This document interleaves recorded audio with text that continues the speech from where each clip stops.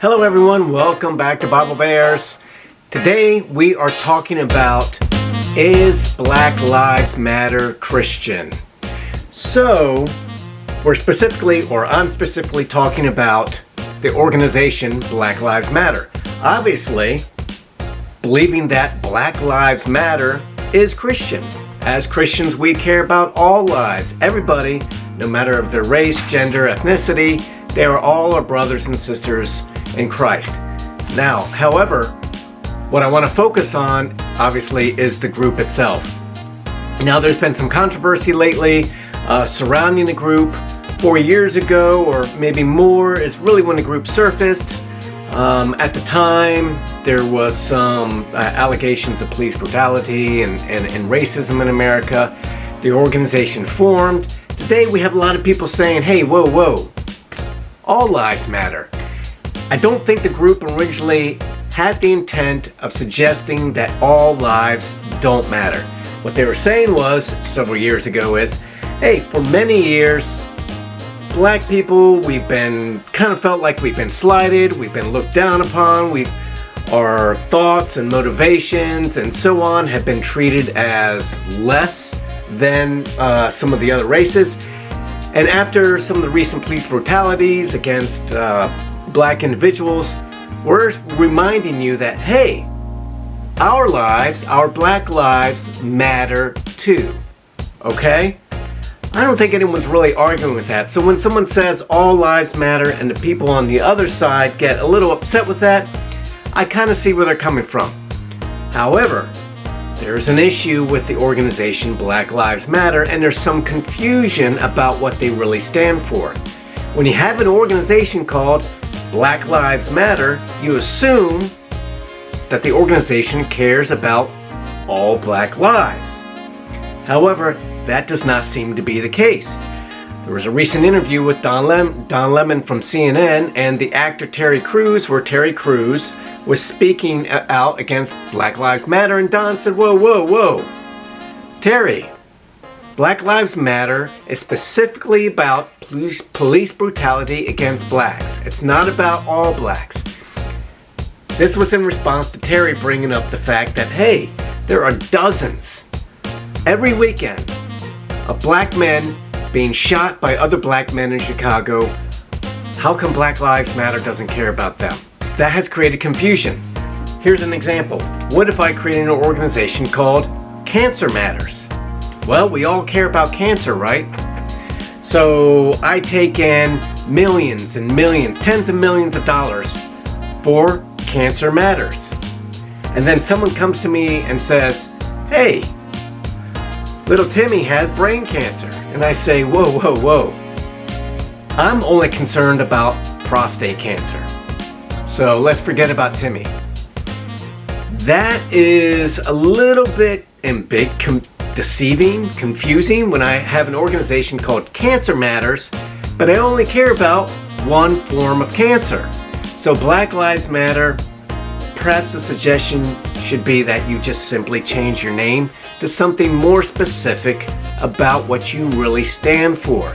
Because a lot of us do care about the young men and women, especially the young men in places like Chicago and even Minneapolis, where their homicide rate has doubled already from last year's numbers.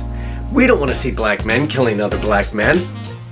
So an organization like Black Lives Matter should be designed, catered to stand up for their rights, but that is not what is happening. So that's why some people bring up this issue of all lives matter, because they don't feel you're actually standing up even for all the Black lives. Now, as Christians, do we want to stand up for Black lives? Like I said at the beginning, obviously. However, we have this kind of uncomfortable feeling with talking about an organization that's standing up for Black lives, because yeah, we do support organizations that are fighting for Black lives. But why should we talk out against Black Lives Matter? Does that make us racist? Well, if we're Christians, what we should really be doing is standing up first for God, and then let other things fall in line after that. Okay, so if we're true Christians, we're not racist. Okay, we see all men created equal. We don't all have the same talents and abilities, but in God's eyes, we are all equal. So what are some of the problems with Black Lives Matter? First, the leaders, the founders of Black Lives Matter have admitted that they are trained Marxists. Okay, well, so what? We know throughout our whole lives, we've heard Marxism is bad. It's like socialism and communism. They're all cousins with one another. But if you're going to speak out against Black Lives Matter, at least know as a Christian why Marxism is bad. Now, in Marxism, and I'm sure some political science major can take me to task on this, but the gist of Marxism, like socialism, like communism, is the state, meaning the government, is to provide for all of our needs in this collective fashion where all the people groups, all the tribes share all their resources. And it sounds wonderful and it's supposed to be like paradise. We all know that doesn't work. Socialism has failed pretty much everywhere it's been. But the key thing as a Christian that we need to take heed of is the state, the government, essentially fills the role of God. Here's a quote from Marx. The first requisite of the happiness of the people is the abolition of religion. Throwing away religion. So whether you're Christian, Jew, Muslim, this Marxism stands in opposition to your religion. Why? Because they want the government to take care of you, whereas we as Christians are supposed to fully rely on God to take care of all of our needs. So God is just a big old boulder that's in the way of Marxism. Now, there have been some people who have come out and said, well, Jesus was a socialist, or there's passages in the Bible that might support communism. Okay, well, Marx's friend Engels, who was a promoter of Marxism, kind of threw all that to the side. And when he said, listen, I'm paraphrasing here, he said that while a few passages in the Bible may sound favorable to communism, the general spirit of the doctrine is totally opposed to it. Christianity is opposed to communism, socialism, Marxism. Black Lives Matter leaders are Marxists. They are not Christians. They do not want Christianity to be an active agent in our communities. Now we've got other problems. Right on the Black Lives Matter website, they say, we disrupt the Western prescribed nuclear family structure requirement by supporting each other as extended families and villages that collectively care for one another, especially our children, to the degree that mother, parents, and children are comfortable. All right, so there's no mention of fathers there, and they're disrupting the Western prescribed nuclear family structure. What is the Western prescribed nuclear family structure? Father, mother, children. They want to disrupt that. Basically, what they want is no father. Now, here's the issue with that. You can go out, and I suggest that you go online, listen to speeches by President Obama, listen to speeches by a man, he's a professor, named Thomas Sowell. Listen to speeches by a man named Larry Elder, countless others. The number one problem in the black community is children being raised in homes without their fathers. Number one problem. And we're seeing this more and more in the white community too. That's on the rise too. I see more and more single white mothers at the ball field than we've seen in years past. But right now, the single worst problem in the black community is fatherless families. Larry Elder, He's a political talk show host. He's a writer. He actually recently came out with a documentary called Uncle Tom about being a black conservative and being called an Uncle Tom. He asked the former president of the NAACP, what's more detrimental to the black community right now? Racism or lack of fathers? And without missing a beat, the president said, lack of fathers. Black Lives Matter wants to keep that going. No fathers. Okay, well, other than the statistics stating that fatherless families are a problem, and I'll just tell you real quick why. Because fathers provide the structure and the discipline that sometimes mothers alone on their own are unable to provide. They leave the family early to pursue other endeavors. The government actually subsidizes the mother, gives her benefits, more benefits not to get married through welfare and so on. So the father's never in the picture. Often he goes to jail. The son or the daughter is raised without the father, and the cycle repeats itself. There's a lack of discipline in the family. There's a lack of a guiding hand, someone to show the son how to do certain things. Basically, how to be a man. And so that child then repeats the same cycle.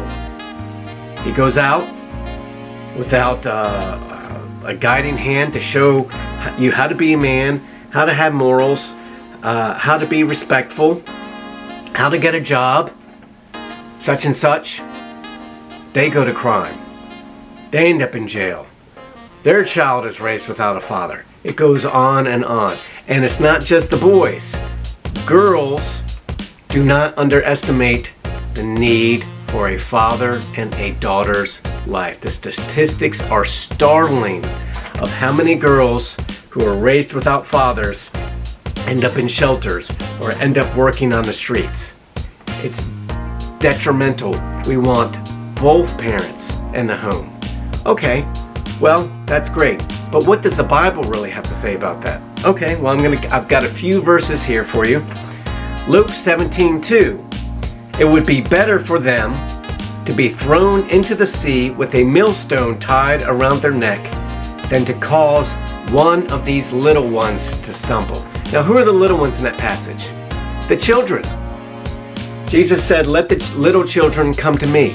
It would be better for one of these people to be thrown into the ocean with a millstone around their neck than to let one of these little ones stumble. And one of the greatest ways you can cause your child to stumble is by not being present in their life. Not just with discipline, but with love. When there's no father around, you basically abandon your child. That leaves a hole in their heart, and that's going to affect them for the rest of their life. But I'll continue. Ephesians 6:4. And fathers, do not drive your children mad, but nurture them in the discipline and leading that came from the Lord. Does that sound like the Lord wants fathers to abandon their children? Does that sound like the Lord wants fathers to abandon their duties? No, of course not. God wants the man in the home. This was his ideal creation all along. Now, Black Lives Matter, their idea of the nuclear family is no father. Their idea of a perfect state is no God.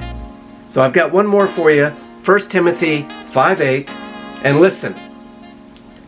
If someone is not providing for his own relatives, and especially for his own household, then he is denying the faith and is worse off than the unbeliever. So he's worse off, someone who does not take care of his relatives, but more importantly than his own household. Who's in his own household? His wife and his children. The husband is to love his wife the way that Christ loved and died for us. Christ loved us so much that he died for us so that he could present us to the Father pure and clean. And that is the type of love that a man is supposed to have for his wife. But additionally, he's supposed to take care of all those in his household. He's supposed to love his children. He's supposed to support them, provide for them, provide discipline, provide love. The Black Lives Matter movement seeks to disrupt all that. Now, as uncomfortable as it is to speak out against a movement that supports Black lives, we're forgetting what the ultimate movement is. The greatest movement that has ever been created. The movement called Christianity. We're not just about Black lives. We're about all the lives, all the family, all the ethnicities, everyone.